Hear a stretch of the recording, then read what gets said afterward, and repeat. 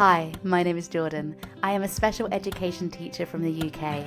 I share my passion for everything communication, sensory regulation, and fun lesson ideas for my classroom of disabled pupils aged 4 to 11. Each week, I am joined by experts in the field, answering your questions and sharing our knowledge and experience working alongside our beautiful young people. Let's get started. Hello, everybody, and welcome back to the Sensory Classroom podcast. My name is Jordan, and today I am joined by Ali from School Sensory Solutions, who is an occupational therapist, and I'm so pleased to have her. I don't know if we've had an occupational therapist on this podcast before. I don't think we have, so welcome. Thank you. It's a pleasure to be here. Really excited to join you. So, for those that don't know, what is occupational therapy, and then how does sensory fit into that? Okay. Yes, occupational therapy is one of those words that people hear, but they don't necessarily know what it means. So we work across the lifespan. So it's not just children. We do work from birth up until death, covering the full lifespan, and with people who have physical disabilities, mental health difficulties, learning disabilities, again, across the span there. I think we're one of the few professions that are trained across every remit. But essentially what we do is we look at function, participation, at the things that somebody either wants to do as part of their day-to-day life or they need to be able to do as part of their day-to-day life. And when they are prevented or are struggling to do those day-to-day activities for a health reason, a medical reason, disability, for whatever reason, we can try and figure out what the problem is and how we can go about fixing that. So it's really broad, which is, I think, why it's quite difficult to explain.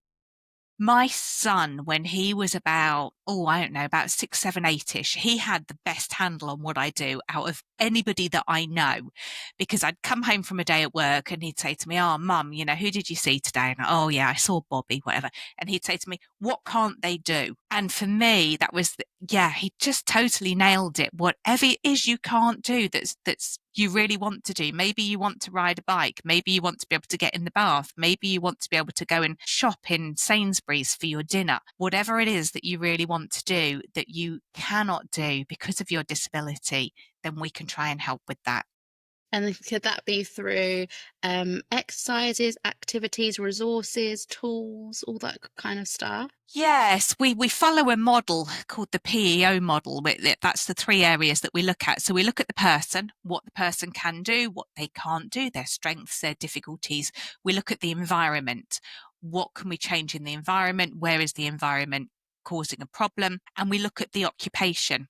Being an occupational therapist, it's all about occupation. But I think we misinterpret that word sometimes because people think it means work. Well, it can mean work because work clearly is an occupation, but so's going to scouts, so's going swimming, so's riding a bike, so's holding a pencil. All of those things are daily life occupations, the things that we need and want to do.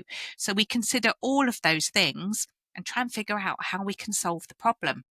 Fantastic. Yeah, that's such a great explanation. And then I've worked with lots of different occupational therapists that have lots of different specialisms, or seem to anyway. You said that you train in everything, but it seems that people choose like pediatrics or, and the occupational therapists that I work with call themselves sensory-based occupational therapists or learning disability sensory occupational therapists.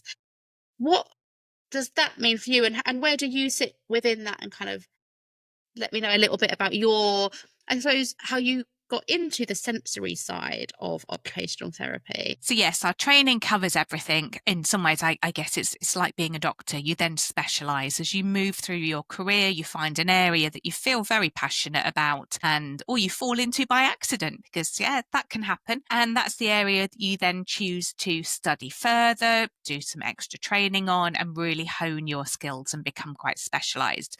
So you might see an occupational therapist in all different settings, predominantly NHS, some are in social services, some are school-based, working for local education authorities, and some of us are in private practice, which is where I currently sit. So we have different specialities, one of which would be sensory. So sensory very often isn't core training for OTs. They might cover it a little bit at university, but there's not a huge amount covered. But it is an area that we can study post-graduation. So once you're already a qualified OT, you can go off and study the sensory side of things. Sensory processing and integration is the current term that we are using, and that can be studied up to master's degree level. So it's quite an intensive training. So for anyone out there that's working with an OT, or they've got an OT working with their children, yeah, they may not necessarily be a sensory trained OT. And if they are, there are different levels of that training, same as there are for pretty much everything that we are doing.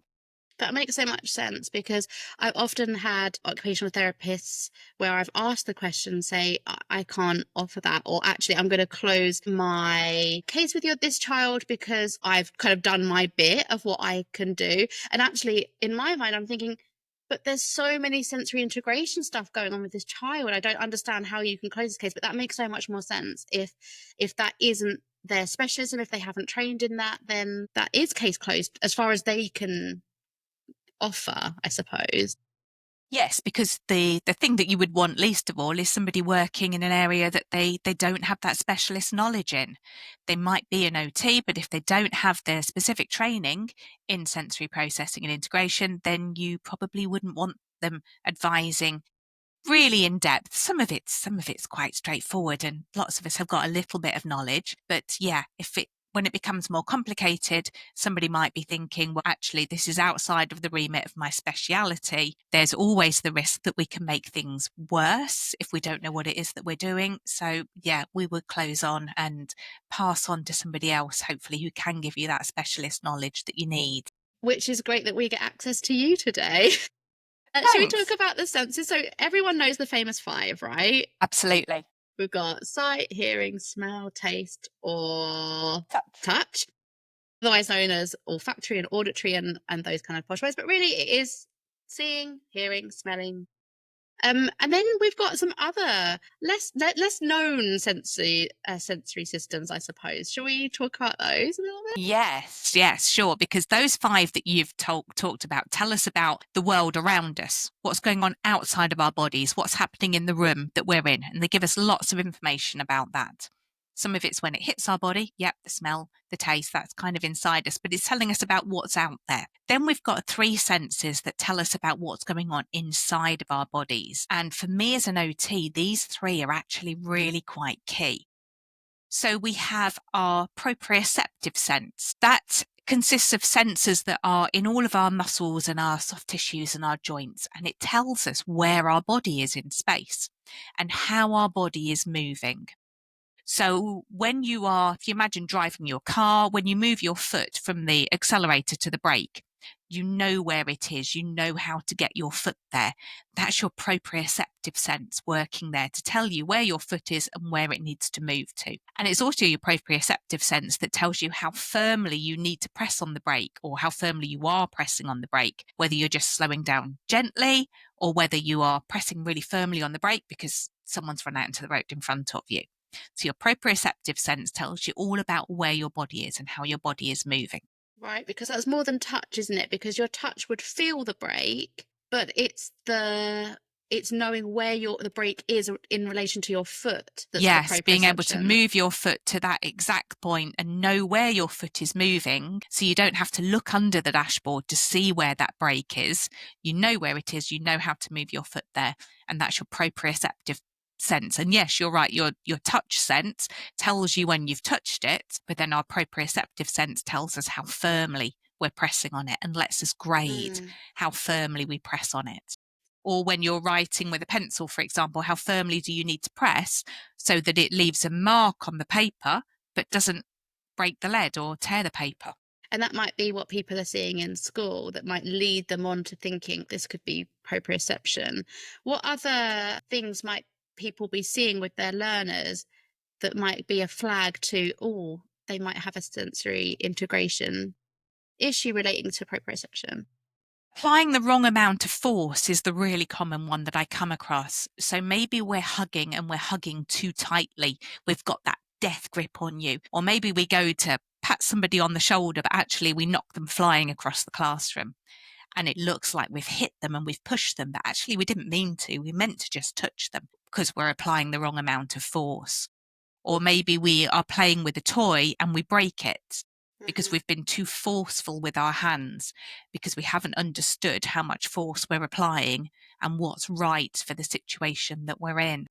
Could it also be things like tiptoe walking, like Yes, or running their hand along? I often see children running their hand along a wall or maybe a radiator. It's kind of maybe getting that feedback through their body in a bit of a stronger way, maybe? yes, because our proprioceptive receptors sit inside our muscles. When we use our muscles, we get even more information. So they're working all of the time. They're telling us where we are. Anyone that's listening now, if they close their eyes, they'd know where their hands are. They know where their feet are because the proprioceptive system's telling them.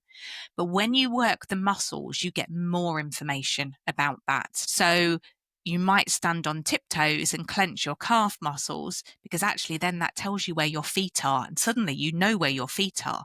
And perhaps you didn't before you did that. The other reason you might do that is that our proprioceptive system is very regulating. We get a huge amount of regulation through our proprioception. So we also might get extra proprioception from clenching our calf muscles, walking on tiptoes, because that's helping us feel calm and cope in the situation that we're in at the moment.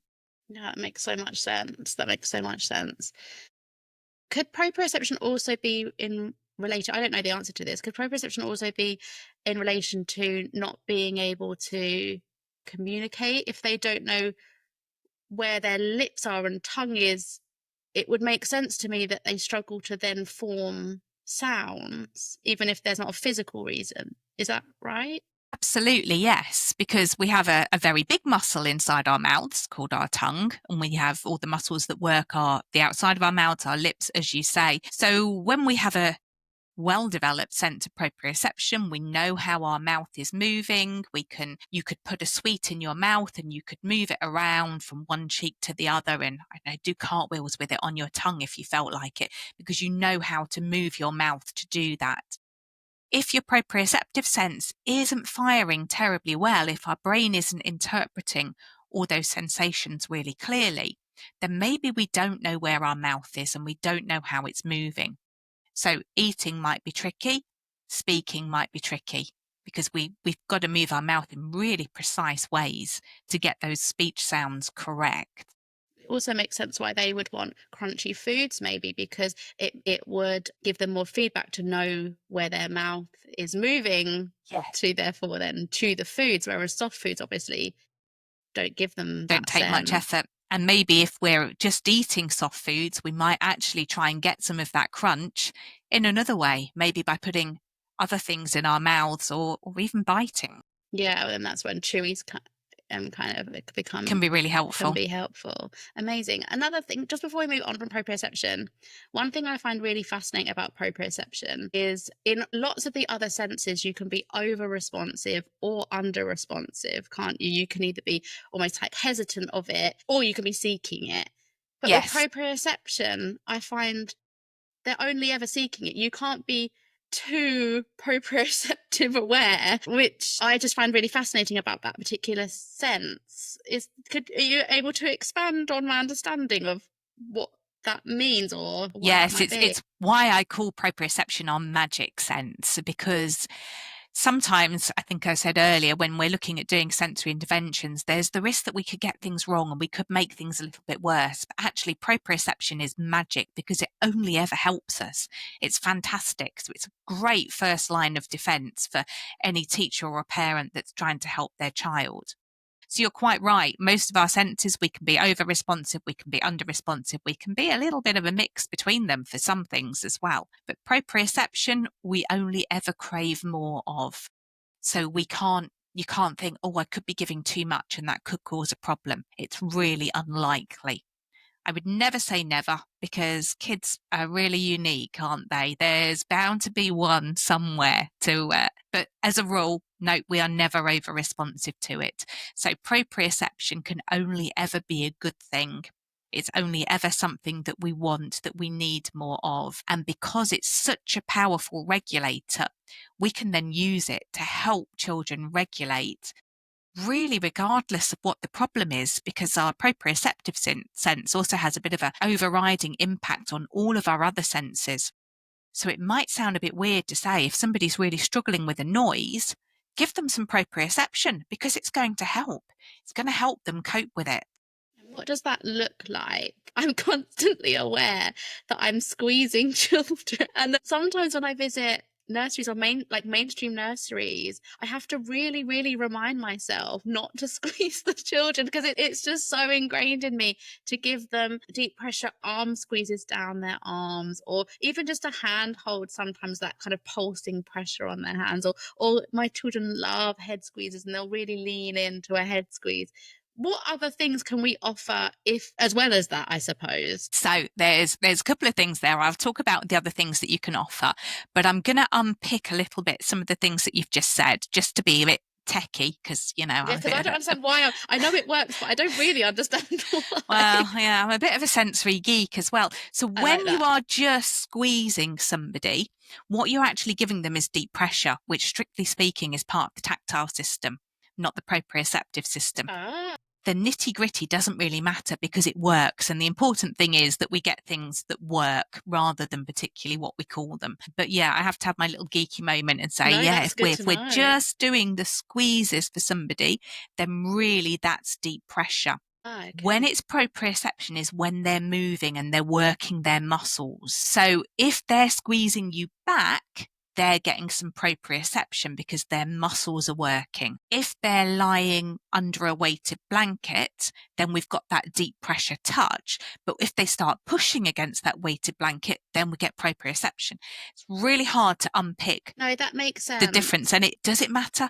Not in the real world. No, it doesn't. But in my geeky moments, I kind of have to come in and say, that one's tactile. Yeah, that is helpful for me to know. Lots of my children like seesaw, row the boat kind of actions, movements. So that would be the proprioception Proprioception side of because it. we're working our muscles. So when you're asking what other things children can do or staff, parents can do to help with children, anything that works their muscles is going to really help. And I know that's really, really open, but it means you can tap into what a child's interests are. So if one likes row the boat, that's great. If one likes rolling over a gym ball and pushing on the floor or pushing against the gym ball, then that's brilliant. If someone else likes going for a walk with a weighted backpack, then that's brilliant. So we can really leave it wide open so that we can tap into what the child might want to do, what they might want to engage with, because we've got to get it done, haven't we, in order for it to help, and then get that regulating input into them.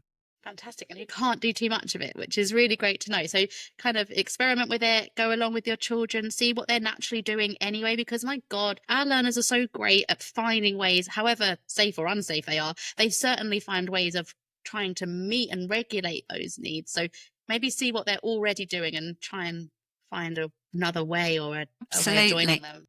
Like biting that you talked about, that's Mm. somebody trying to seek that proprioceptive input to this big muscle that we have here that attaches this part of our jaw to our skull. And they're seeking that, so they're trying to help themselves, which actually is a nice way to frame it, isn't it? We've got a child that's trying to treat themselves, trying to help themselves. They've just got the technique a little bit wrong. And maybe we can give them something else to do with their mouth that's going to replace the bit that we don't want them to do by biting something that's harmful or biting Yeah, other so what people or can they whatever they might do. bite? Maybe they have Yeah. crunchy snacks, maybe they have a textured chewy or a vibrating chewy, or there's so many things, isn't there? Lots of Yes, math movements and things, but that isn't biting your friend or an unsafe toy or something. Yeah. absolutely. It's a question I get lots actually about biting and hitting, and I do often think it's meeting both needs, isn't it? It's meeting that social interaction and really need for something back, and maybe that's the easiest way to get it. So it's kind of communication and social interaction in that way, but it is also that regulating proprioceptive seeking tool, isn't it, Absolutely. Yeah, that meets their needs far quicker than being able to go and get their communication device, ask for their chewy or ask for a snack or wait till snack time.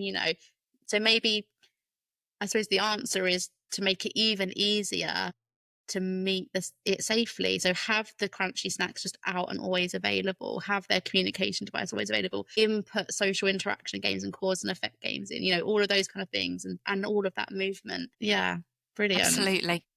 So let's move on to the next one. What one would you like to about next? Or shall we do vestibular Let's do next? Because that vestibular. one works so closely with our proprioceptive system. The two kind of go hand in hand. So our vestibular sense sits inside our ear, in our inner ear, with all of our hearing apparatus. And that one picks up movement of our head. So proprioception does the body, vestibular tells us where our head is and how our head is moving, and it helps us stay upright. So it picks up gravity, so we know when we are upright, and it knows when we're listing off to one side and we're not upright anymore and we need to do something to change that or we're going to fall over. So the proprioceptive sense tells us a lot about where we are in space. It's that one sense where you can get really badly wrong. When I went back to talked about how we can get some things wrong, and proprioception is magic because we can't. Some bits of vestibular sense, or struggling with my words now, are very calming and regulating, and other bits really wake us up and super alert us. So things where we're moving in a straight line, in a linear manner. So maybe we're going forwards and backwards, or maybe we're going up and down, and we're moving in a very predictable way, a very rhythmical way. That generally will be quite regulating for somebody, quite calming and organising. Whereas actually, if we're spinning around and we're going upside down and our head's going all over the place and we're moving in a non-rhythmical, non-predictable way, that can be highly alerting for somebody. So when you're looking at maybe a child who is seeking out some vestibular input, you might see that they're looking for the linear, rhythmical, calming input, or they're looking for the spinning, going upside down, exciting input. And then we can take that, and like we said with the proprioception, we can take that and find ways and build in sessions that offer them that, either that, either way, either the rhythmic or not. And we'll Yes. talk about sensory circuits and sensory diet in a little bit, but that's it. That's where that knowledge comes in, doesn't it? It does, because they tackle those movement senses, our proprioception and our vestibular. And those two senses work so closely together to let us move, to do things in daily life. So to stay upright in my chair now, I'm using my vestibular sense to make sure that I'm staying upright all of the time. If I'm walking around the room, I'm using my vestibular sense to stay upright and negotiate the environment. I'm using my proprioceptive sense to know where my body is as I weave in and out of the tables and the chairs. So they work really closely. And for any child who doesn't process information from those senses very well, they're going to have difficulties with their movement and their coordination. So what you're going to see is a clumsy child who's not moving in that well coordinated way, bumping into things, falling over things, using the wrong amount of force, maybe being a bit scared to move as well. Yeah, I was going to say that I've got some children that are really scared of stepping down steps or even sitting back on their chair, almost like that. You can see the fear of falling as they're sitting back on their chair. And it's that, isn't it? It's that inner ear Yes, nervousness of that backwards motion. absolutely. Yeah. So we can be under responsive or over responsive, and whichever one, we either are then very fearful of the movement because we don't like the movement, or because we don't have a great idea of where we are in space. So that movement then becomes really scary. And moving backwards in space is a particular one. Yeah. And then I That also have going other back. children that are on the swing and could not swing high enough. You can just see that they could be going loop to loop and they don't get dizzy, and they absolutely, or they, I don't know if they do get dizzy, but they don't seem to. And they just almost like the more, the better. They couldn't do enough to just seek that or constantly. They would be on the swing all day if they could. So, and then I've got other children that's struggle to sit back on their chair, and it's all vestibular. It's It's all just vestibular. the other end of the scale, I suppose. Absolutely, yeah, one extreme to the other. Either that we have a very high threshold, so we're on the swing, we're seeking lots and lots and lots because we really want lots. It makes us feel good. It tells us where our body is. Yeah, just makes us at peace with the world. And then the other extreme with those very low thresholds who don't want a lot. It's Would too that much. change child to child, or would that change day to day? It generally is more child to child, and then we have the aging process. So Okay. my vestibular system is now very different to how it was when I was a teenager. I was a teenager and, put me on a roller coaster and I'd be happy as Larry, could go on it several times, think that was cracking. Now, yeah, no thanks. That's going to make me feel really sick. I'm going to be really dizzy. I'm not going to, in fact, I really, really, really don't want to do it. It's a good thing about my children now being adults is they can go and do that sort of thing on their own because I am so past it. So So it, my vestibular system has changed as yeah. I've aged. So it does develop, it does evolve, but not day to day. It's more of a long-term evolving. So if you've got your child for a year or two, more often than not, it would, if they're seeking, they would be seeking Yes. for those years, and or vice versa. Yes, it won't really change in the moment. Everybody does have a threshold. So you might have a child who seeks, and then they hit that threshold, and then anything extra is too much for them. I did once have a very, very memorable child that I was treating in sensory integration clinic using a swing, and we did a great session, and I took her right to the limit of her threshold and thought it was brilliant till she got in the car to go home. And that car journey, the movement that that gave her, the input on her vestibular system just tipped her over the edge and she was car sick. Lesson firmly learnt for me that I needed to keep her a little bit lower under her thresholds next time because, yeah, anything extra. So the only things you'd want to watch out for is maybe, especially if somebody's got a long journey home on the minibus, particularly because some of our kids who arrive at school on minibuses have horrifically long journeys. Just make sure we don't do anything to tip them over the edge. Yeah, that's a really good point. And I find the same with swimming as well, actually. If we've done a sensory circuit before swimming, it can become incredibly alerting in so many ways. Yeah. Shall we talk about interoception? Interoception, yeah. So interoception, we are calling our eighth sense. It's the newest one that we've really learnt about recently, probably over about the last 10 years. We've been learning more and more. Although now we look back, actually, we know that it was referred to years ago. So it's not a new sense, but we're learning more about it more recently. That's our sense inside our bodies that tells us what's going on inside of our body. And we've got sensors through all the organs inside our body that tell us about how that organ is feeling. So our interoceptive sense tells us when we need the toilet, for example, but gives you lots of information about it. So you'd know when are you next going to need to go to the loo. Yeah. If you've got an hour or two, if you've got 10 minutes or so, do you need to get up and go right now? What are you going to do when you go to the loo? As in, are you going to have a wee or a poo? It's normally a bingo game of how long before I mention poo in anything that I do. Love What are that. we on? About half an hour. Hey, this is a safe space. It always crops up somewhere there. So it tells us that sort of thing. It tells us when we're hungry, when we're thirsty, whether we're full up. But it also tells us about our emotions because we feel our emotions as physical sensations inside of us.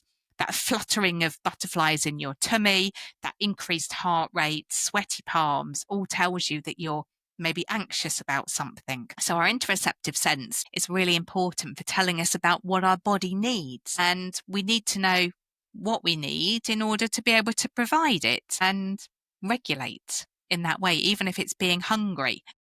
I know I certainly get really, really hungry. So I need to detect when it's hunger, when it's anger, which one it is, and then I take the right steps to do something about it. It makes so much sense as you're talking when you're saying about feeling too hot, not realizing if you're sweaty, not knowing if you're hungry, or not knowing if you're full, not knowing how you're really feeling. I mean, there are so many tick boxes there that look like autism. Yes. It's so interwoven in the autism sphere, isn't it? These needs of toileting as well. Lots of my learners are in pads, show very little awareness of needing to go or having gone. And it all makes so much sense once you learn about that interoception. You can understand why, even if they physically can, maybe that inner sense isn't telling them what's That they actually need going it. on. And then when we think about regulation and working towards self regulation, we can see how difficult that is because to do the thing to help us regulate, we need to know what it is that we need.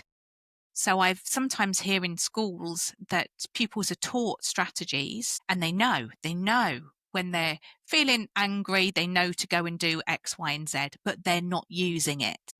And I hear that one really frequently. And for me, that always makes me think about interoception, because if you didn't realize that you were getting angry, you're not going to go and do the strategy that you've been given. And it doesn't matter how good the strategy is and how well you've been taught it and how well you're supported to use it if you don't actually know that now is the time that you need to go and do that. The more children I talk to are verbal kids that can explain this, the more I realize that actually, yeah, they don't know.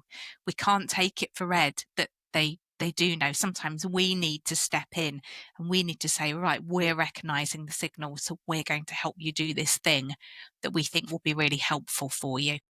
And that comes down to having a really great and trusting relationship with the child, knowing them really well and being able to know what their normal is and where Yes. that sits and what is unusual for that child, which means you have to know them incredibly well. And you also have to have already had the conversation regularly, probably, about what we do when we're feeling. Be in the moment of feeling really sad or really angry or really excited is not the time to introduce a new thing. So have it regularly when they're regulated, when they're feeling focused and calm and ready and yeah, regulated, I suppose. And then in those moments, then you can say, I can see that, or do you think you're feeling this? Or I can see you're feeling this. Do you remember that box that we created? And then Yeah. or no verbal at all, actually, often with my learners, you just kind of get it out and have it there. But having those conversations before that moment is incredibly helpful, isn't it? And talking about how those body sensations feel. If you've got a child that would understand that, you might say, oh, do you know what? My tummy's really rumbly and my head feels a little bit dizzy and my muscles feel all floppy. I wonder what's going on for me here. I think I could be hungry. I'm going to go and have something to eat, because we don't talk to kids like that. We assume that they learn these things like, what does hunger feel like? And what do I need to do to put it right? But not all of our kids learn this. No, so we need to think out loud. Yeah, thinking out loud helps with lots of things, doesn't it? Does, and just thinking about how those things actually feel, labeling those things.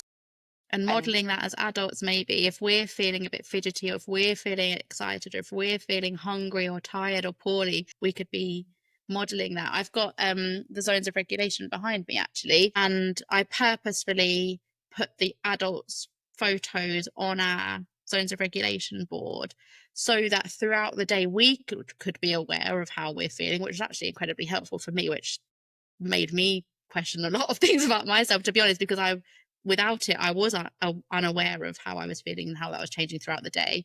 But also so that the children could see a model of it's all good. We can change throughout the day, and this is what we need to get there. So I had adults supporting adults wearing chewies around their neck and using chewies, wearing ear defenders, taking their jumper off, sitting down, all of those kind of things, and modeling it out loud so that it was just happening without the expectation that the children would join too, but it's just happening. And the idea is that hopefully they would pick up on some of those things. yes, and for our verbal kids that we're using zones of regulation with, knowing that the aim isn't to be on the green zone all the time. The aim is to be able to move between zones so that you're in the right zone for the thing that you're doing at the time. But I think we can get sometimes hung up on, we want to be on the green zone. Yeah, I did visit a school the other day that's one of the children, it killed me to hear this, but one of the children said, we're a green zone class. And I thought, oh no, it's just the traffic light system refreshed. And I said, "Oh, sometimes on Christmas Day and my birthday, I feel in the red zone, and sometimes when had a really hard day, I feel in the red zone, and that's perfectly normal. Yeah, and So after a really nice big lunch, I'll be very blue zone, yeah, and that's exactly. okay. And that That's is how it goes. completely normal. So yeah, I think a lot of learning needs to be done around that. I think it can easily turn into control and compliance, Yes, very easily. which kind of leads me on to seeing all the sensory stuff as behavior instead of being curious as to the why. So you've explained beautifully as to the why over the last 40 minutes in this podcast. So now my listeners will be curious. I know they will. Next time they're seeing these kind of behaviors, they won't be seeing them as difficult, challenging, all those kind of words that we hear. But I really hope that they're then curious as to why, what's really going on there, which kind of leads me on to sensory circuits. This words and sensory diets kind of thrown around like everybody should and is doing it. But I'd love to hear your take on what that looks like, how it's most useful, and how I don't know. Yeah, I don't want to kind of put too many words into your head. I'd love to hear your thoughts on sensory circuits. Yeah, you're right. So much behaviour is sensory driven. Not all of it. Of course, there's umpteen reasons why children behave the way that they do, and partly why I love working with kids so much is because I'm investigating what could it be? Because I need to know what it could be so that I can try and solve the problem. But a lot of the time, yes, it is sensory. It has a huge impact on somebody's ability to participate in their day, enjoy the things that they're doing, enjoy the environment that they're in. And if we can meet their sensory needs, then we can just make that whole day nicer for them. We've all got sensory needs, all of us. We all have our individual sensory preferences. For example, I like to work in silence. I like a really quiet environment. My teenage daughter likes to listen to music while she works. We're in the same room together. If we were in the same class, it becomes very hard because her needs are to listen to music, my needs are to have silence. So when we're doing sensory diets, for example, that's about trying to meet the individual needs of somebody and give them what they need to make that environment right for them. So give them more of the sensations that they need, take away some of the sensations that they don't need, and maybe give them more of sensations that they would find calming or regulating or grounding, whichever word you choose to use to apply that to. Circuits and sensory diet. So that is a way of making it individual, isn't it? So the music one is a great example because you've either got music on or haven't. But what if we offer headphones maybe for a child that does want music? That is something that you could do in class that then doesn't impact everybody else. Yes, So I mean, like musical headphones or headphones for a learner that doesn't want the music, or maybe pick yes. carefully about what music you have on, or maybe it's actually white noise that helps them, and then actually that helps everybody. Maybe it's all about experimentation, isn't it? And It is, putting that. and see what happens. It's not an exact science, so I can't Mm, look at a child and go, no, "Ah, they need X, Y, and Z, and everything will be fine." It is trial and error to try and figure it out, especially if they can't tell us what it yeah, is that's going on, and lots can't because they may not have the cognitive ability, they may not have the verbal ability. If their interoception isn't good, they may not know why it doesn't feel right. They'll just know that it doesn't feel right, and we've got to help them unpick that. yeah. And then, so that sensory diets, that's more individual. What about sensory circuits? How does that fit in as part of that conversation? Yeah, if we can get things right on an individual basis, that's brilliant. And I know you're using the term sensory diets. I quite like, there's a few other terms being floated around. I quite like sensory lifestyle as a bit I of a, like that. yeah, because it's Because that kind means of, it's more consistent. yes, and it's what you need in the environment around you for your life. So that one feels quite nice to me. Sensory circuits are a really good way of meeting the needs of a lot of children most of the time because we're giving them the input that regulates most children most of the time. And sometimes when we're in schools, we can't do all of the individual needs all of the time because it's the real world. Things don't always work that way. So sensory circuits can be a fantastic way of getting lots and lots of regulating movement input in for a child to really sort their nervous system out, if you like, so that the rest of the day becomes okay, becomes things that they can cope with. So it's a great, almost one size fits all with a few little tweaks. And sometimes we have to do the best we can with what we've got to work with, don't we? And movement, sensory circuits, sensory movement breaks, whatever we're calling them, can work brilliantly for that. Yeah. There's like a maybe a three-step approach. So alerting and then organizing and grounding. I've spoken about this lots before on my account if you're not sure. Do all children necessarily need to start with alerting though? If they're That's a brilliant question. I might have to kiss you now for raising that one, because you know. only because it's something I've been experimenting with. If they're already alert, do they need more alerting to like let it go in a safe way? Or are they already alert and you do organizing? Yeah, it's a really good question. So I totally agree. Your traditional circuits have those three areas. And if you don't know where to start, that's a really great place to start. Do some alerting, do some organizing, then do some grounding or calming activities. But no, you're right. Not all children need it. And like all good rules, they are there to be broken, aren't they? So not all children do need the alerting activities. If you've got a child who's already looking like they're a little bit in that fight flight zone, then actually an alerting activity might be really wrong for them. It might even take them further along that fight or flight response because it's scary and they're not in a good place to do it. So, no, you can mix and match. You might have somebody that just wants some grounding activities or some calming activities. You might have somebody that needs lots more alerting activities. It might depend on the child. It might depend on the time of day. Maybe we arrive at school and we're sort of hyper alert because the transition in the morning has all been quite stressful, and we need to come in and have a little bit of a calming session, a little bit of a grounding session to feel okay to then go into class and carry on. Maybe after lunch, we've had a big dinner, we're a little bit sleepy. We need some more alerting stuff to wake us up and tune us into what's going on the world around us. So those, yeah, Mm. you can mess around with them and test it, see what happens, see what's right for the child. Organising stuff is brilliant. It comes back to that proprioceptive input. We can't really go wrong with those on the whole. If somebody was in crisis, I perhaps wouldn't do it, but on the whole, they work for everybody. So they're a really good place to be. And it's quite a wide span of organising activities, isn't there? There could be obstacle courses, so you're moving quite gross motor wise, rolling and all those kind of things, balancing. But also it can be some quite fine motor stuff. We do some threading and puzzles, and sorting is also organising. So also within organising, have a think about, does it look like gross motor balancing that they need, or does it look like quiet organising and sorting alphabet, for example? Maybe that grounds them.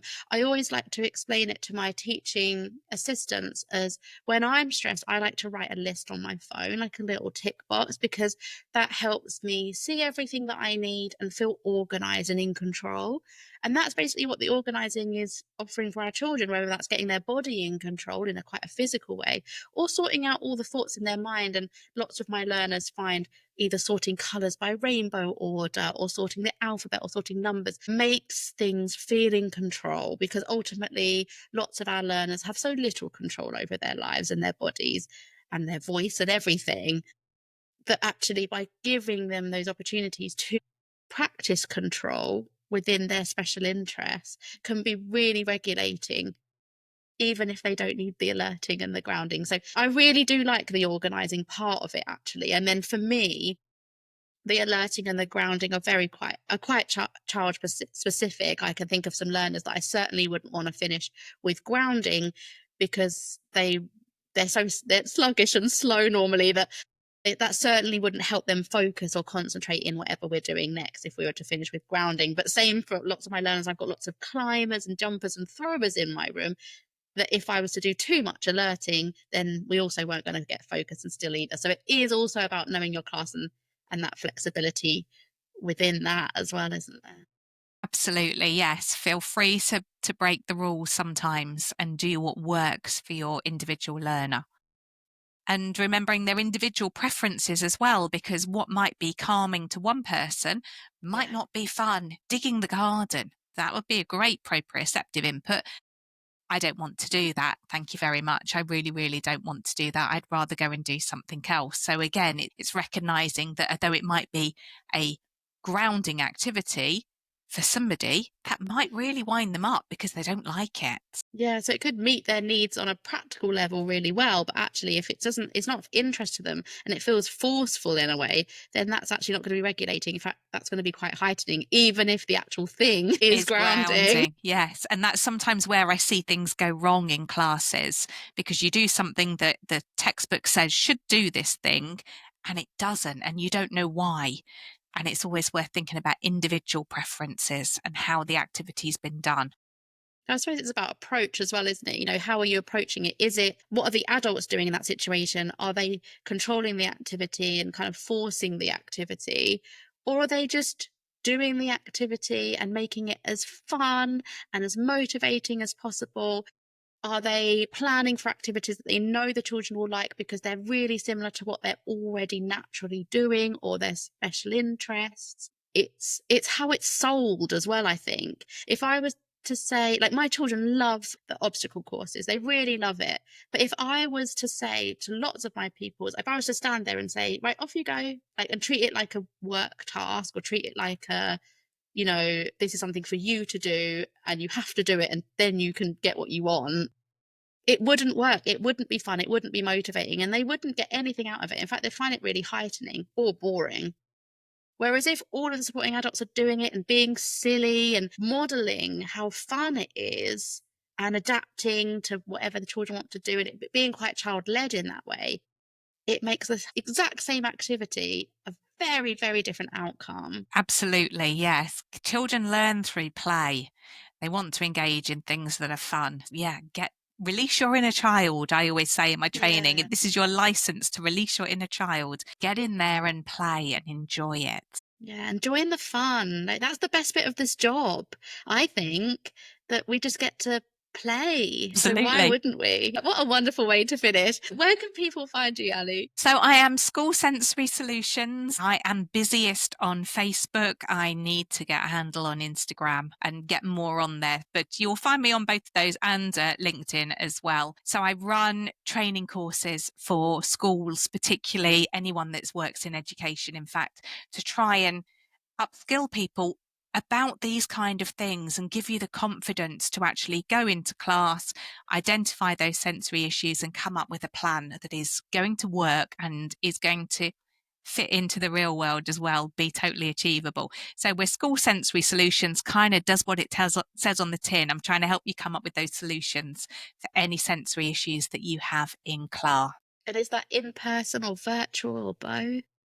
Both, predominantly virtual, because part of the best thing I think to come out of COVID was we all learnt these virtual skills. So it makes it accessible and it also makes it really cost effective. And going back to being in the real world, I know how tight budgets are, but I'm also available for face to face as well, should anyone want that. That's fantastic. So open to everybody listening. If you are wanting to learn more, either for your own needs, for children, for home, for school, then, and if you've learned something today but want to learn more, then definitely get in touch with School Sensory Solutions. Thanks. I have a sensory champion award because I think every school needs a sensory champion that can really drive these things forward. So my training's geared at equipping you with the skills to be able to be that sensory champion for your school. Fantastic. And have you got a resource coming out? I have. Well, I've got some ready done sensory circuits, some downloadable print and off you go sensory circuits. I've got 3 already that are based around dinosaurs, space, and going through the jungle because who doesn't like those? And Absolutely. the idea is you download them and you have some little activity cards. I've got some here that I've done on a lanyard. They've all got a coloured border so you know whether the activity is alerting, organizing, or calming. So it tells you a little bit about the effect that that's going to have. And then I've got a new one that I'm just finishing having illustrated, which is 101 sensory activities that you can do, sensory diet, sensory circuit activities. So hopefully another grab and go takes that thinking out and that pressure. Lots of it's got no equipment and doesn't have any space requirements. So you can just pick it up and go anywhere. Some of your more traditional sensory circuit activities with your obstacle courses that you talked about. But it takes you through all of that and stops you needing to think and plan, which actually is the bit that we don't always have Yeah, time it's the to do barrier. and can be absolutely the barrier to it. So yeah, they're downloadable. So you can print any size, A4, lanyard, thumbnail.